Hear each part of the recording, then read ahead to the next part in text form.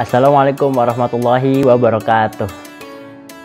Jadi kita sudah pada video kedua dari serial fikih kurban. Nah, pada video kali ini kita akan membahas hukum kurban. Jadi setiap ibadah atau setiap muamalah yang kita lakukan itu pasti punya hukum tersendiri. Ada yang sunnah, ada yang makruh, ada yang fardu, dan lain-lainnya. Nah, kurban adalah salah satu ibadah yang diperintahkan oleh Allah Subhanahu wa Ta'ala. Namun, sudahkah tahu kita apa hukum dari kurban itu? Nah, jadi para ulama dalam menentukan hukum kurban terbagi menjadi dua pendapat. Yang pertama adalah wajib, tapi hanya untuk bagi orang yang berkelapangan. Jadi kalau dia mampu, itu wajib bagi dia hukumnya untuk berkurban. Nah, ulama yang memegang pendapat ini adalah Robi'ah, yaitu guru dari Imam Malik, Al-Auza'i, Abu Hanifah, Imam Ahmad, dan sebagian ulama dari pengikut Imam Malik.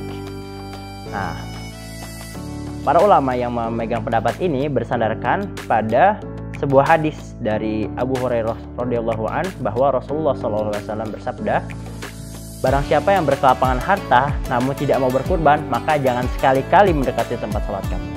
Hadis riwayat Ibnu Majah dan dihasankan oleh Syekh Albani. Jadi barang siapa tadi ya, barang siapa yang nggak mau berkurban tidak boleh mendekati tempat sholatnya, sehingga ini dianggap sebagai tanda bahwa kurban itu hukumnya wajib bagi yang berkelapangan atau berkemampuan. Terus kemudian ada pendapat kedua, yaitu yang menganggap bahwa kurban hukumnya adalah sunnah muakkadah. Sunnah muakkadah artinya sunnah yang ditekankan atau yang sangat dianjurkan. Nah, ini adalah pendapat mayoritas ulama, yaitu dari pendapat dari Imam Malik, Imam Syafi'i, Imam Ahmad, Ibnu Hazm, dan ulama-ulama lainnya.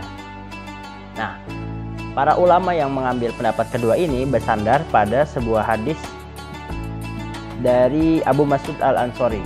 Beliau mengatakan, sesungguhnya aku sedang tidak akan berkurban, padahal aku adalah orang yang berkelapangan. Jadi Abu Mas'ud Al-Ansari ini adalah seorang sahabat. Beliau sedang berkelapangan atau punya kemampuan untuk berkurban, tapi beliau memilih untuk tidak berkurban. Kenapa? Beliau bilang, itu kulakukan karena aku khawatir kalau tetanggaku mengira kurban itu adalah wajib bagiku. Hadis riwayat Abdur Razak dan Baihaqi dengan sanad sahih. Jadi tadi ada dua pendapat ya.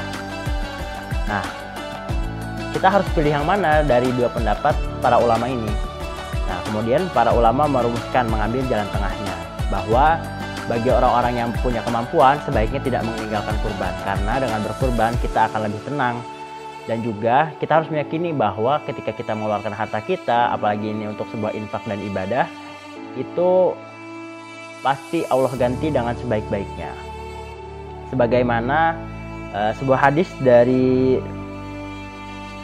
Al-Bukhari dan Muslim, bahwa setiap pagi Allah mengutus dua malaikat. Kemudian yang satu berdoa, ya Allah berikanlah ganti bagi orang-orang yang berinfak. Dan yang malaikat yang kedua berdoa, ya Allah berikanlah kehancuran bagi orang yang menahan hartanya atau orang-orang yang sulit. Jadi sebagai seorang muslim, apalagi kita punya kemampuan, sebaiknya kita memilih untuk berkurban. Karena kita harus yakin bahwa sedekah atau infak kita tidak akan membuat kita miskin, bahkan akan memberikan keberkahan bagi harta yang kita miliki. Sekian dari saya, wallahu a'lam.